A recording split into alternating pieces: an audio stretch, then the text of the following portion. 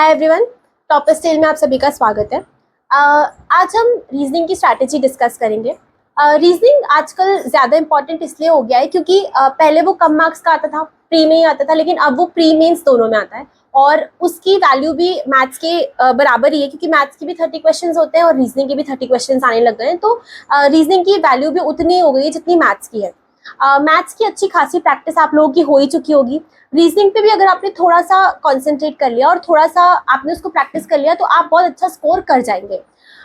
जो 180 मार्क्स का जो फर्स्ट आवर का पेपर होगा मैथ्स और रीजनिंग का, अगर आपने उसमें 170 प्लस स्कोर कर लिए तो आप अपनी डिजायर्ड पोस्ट पे, लोकेशन पे बहुत इजीली पहुंच जाएंगे और बहुत कंफर्टेबल होगा आपके लिए अच्छा स्कोर करना रीजनिंग में। बस थोड़ी सी प्रैक्टिस लगेगी और आप अच्छा स्कोर कर जाएंगे। तो रीजनिंग की अगर हम बात करें तो कुछ टॉपिक्स रीजनिंग में ऐसे होते हैं जो बहुत ही इजी होते हैं। आपने सिर्फ एक बार ही उसको पढ़ा, चाहे यूट्यूब से पढ़ लीजिए चाहे क्लास नोट से पढ़ लीजिए, आपने एक बार ही उसको पढ़ा और आप उसको समझ जाएंगे कि किस तरीके से उसको सॉल्व करना है। उसको इतनी प्रैक्टिस की जरूरत नहीं होगी। जैसे डायरेक्शन वाले क्वेश्चंस हैं, आपने एक बार ही देख लिया तो आप समझ जाएंगे कि हाँ, इसको इतनी प्रैक्टिस की जरूरत नहीं है, मॉक की प्रैक्टिस से ही काम चल सकता है। पर कुछ टॉपिक्स ऐसे होते हैं जैसे कि एनालॉगी हो गया, मिसिंग नंबर है, सीरीज है, उसमें आपको डेली डेली प्रैक्टिस करनी ही पड़ेगी। जैसे हम मैथ्स को 3 से 4 घंटे देते हैं, वैसे आप रीजनिंग को भी 1 से 2 घंटा दीजिए। रीजनिंग के भी 50 से 100 क्वेश्चन डेली सॉल्व करिए तो ही आपकी बहुत अच्छे से प्रैक्टिस हो पाएगी। थर्ड, एक जो बहुत ही इंपॉर्टेंट चीज रीजनिंग में एड ऑन हुई है वो है कि स्टेटमेंट वाले क्वेश्चंस। स्टेटमेंट वाले क्वेश्चंस एसएससी के स्टूडेंट्स के लिए थोड़े डिफिकल्ट हो गए हैं क्योंकि वो हमने कभी पढ़ा ही नहीं है, वो बैंकिंग का पैटर्न था।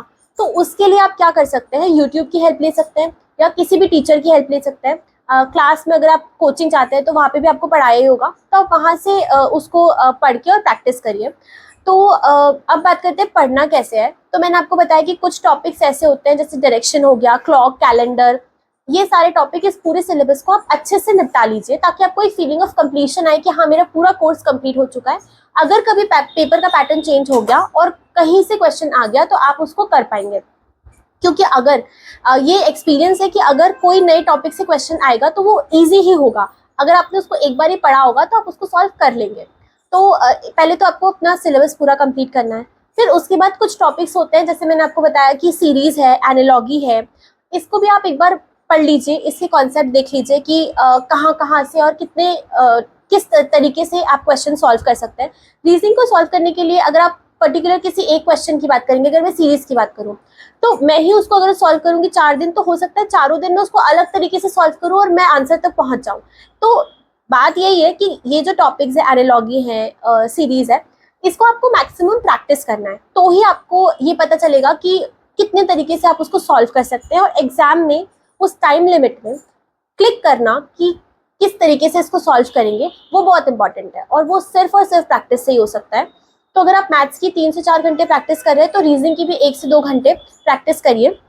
ये जो इंपॉर्टेंट टॉपिक्स है इनकी रोज प्रैक्टिस करिए। बाकी टॉपिक्स तो आप मॉक से कवर कर सकते हैं, बट हाँ, ये वाले जो टॉपिक्स है, एनालॉगी, मिसिंग नंबर, सीरीज वाले, ये आपको रोज प्रैक्टिस करना है। स्टेटमेंट वाले न्यू क्वेश्चंस ऐड ऑन हुए तो वो आप या तो बैंकिंग के कुछ चैनल्स है यूट्यूब पे, वहां से आप उसको देख सकते हैं एक बारी कि जैसे कि कंक्लूजन है या अजम्पशन है तो उनका बेसिक मतलब क्या है, अजम्पशन किसको बोलते हैं, उसको सॉल्व करने की क्या ट्रिक है। एक बार आप उसको कंप्लीट कर लीजिए, आप उसके नोट्स बना लीजिए या आप कोचिंग जाते हैं वहां से नोट्स बना लीजिए और फिर उसके बाद प्रीवियस ईयर क्वेश्चंस सॉल्व करिए। हालांकि जो स्टेटमेंट वाले क्वेश्चंस है वो काफ़ी रीसेंट है, तो जितने भी एग्जाम में वो आए हैं आप उसको सॉल्व करिए। मॉक अटेम्प्ट करने का रीजनिंग का तरीका मुझे लगता है कि बेस्ट यही होगा कि एक वन गो में आप जितने क्वेश्चंस आपसे हो सकते हैं 30 में से आप उतने सॉल्व कर लीजिए और जो नहीं हो रहे हैं वो आप छोड़ दीजिए। फिर उसके बाद स्टेटमेंट वाले क्वेश्चंस में एग्जाम में अधिकतर ऐसा होता है कि समझ में नहीं आता कि आंसर क्या है। आप एक बार पढ़ेंगे आपको कुछ और आंसर लगेगा, दोबारा पढ़ेंगे आपको कुछ और आंसर लगेगा, तो उसको जो आपको लग रहा है कि ये आंसर होना चाहिए उसको टिक करके और मार्क फॉर रिव्यू कर दीजिए। और जब पूरा पेपर सॉल्व हो जाए तो कोशिश करना चाहिए कि मैथ्स रीजनिंग पूरी 55 मिनट्स में सॉल्व हो जाए, 5 मिनट आपको आपके पास हो ताकि आप देख सकते हैं कि आपने जो मार्क किया है वो ठीक है या नहीं। तो स्टेटमेंट वाले क्वेश्चंस को लास्ट में पेपर सॉल्व करने के बाद एक बार और चेक कर लेना चाहिए। और जो सीरीज है, मिसिंग नंबर है, ये कभी कभी एकदम से क्लिक होता नहीं है, तो यही करना चाहिए कि वन गो में बस एक बार क्वेश्चन पढ़ लें, कि क्या है। अगर आपको क्लिक हो रहा है तो ठीक है, वरना आप उसको स्किप कर दीजिए। और जब पूरा पेपर सॉल्व हो जाए फिर अगर आप उसको सॉल्व करेंगे तो आपको आपके कहीं ना कहीं सबकॉन्शियस माइंड में वो होगा कि आपने वो क्वेश्चन देखा होगा। तो जब आप उसको स्किप कर देंगे, जब आप उस पर दोबारा आएंगे तो आप उसको सॉल्व कर लेंगे। तो वन गो में पेपर सॉल्व करने की कोशिश ना करें, चाहे वो मैथ्स हो या रीजनिंग, उसको 2 या 3 बार में पूरा पेपर सॉल्व करने की कोशिश करें तो बहुत अच्छा आप स्कोर कर जाएंगे। और स्टेटमेंट वाले क्वेश्चंस नए आए हैं तो उसको बिल्कुल भी लाइटली ना लें, क्योंकि वो उसमें गलत होने के चांसेस बहुत ज़्यादा होते हैं। तो उसको अच्छे से समझने की कोशिश करें और ज़्यादा से ज़्यादा प्रैक्टिस करें। बाकी सब्जेक्ट्स की स्ट्रैटेजी की वीडियो भी चैनल पे अपलोडेड है, तो वहाँ से वो आप देख सकते हैं।